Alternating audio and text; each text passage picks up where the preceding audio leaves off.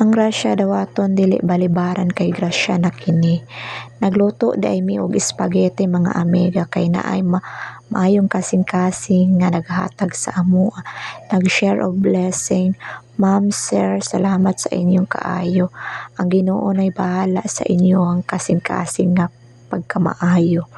So ako po ning gi-share mga amiga no sa among silingan parente kay daghan-daghan man pud kini para makakaon pud sila sa unsay nadawat namo nga mga blessings. So gina-share pud nako karon. So sa unang panahon excited jud ko ingani mo kaon og mga pagkaon sama sa mga spaghetti, macaroni, mao jud nay hilig sa una sa mga bata pa.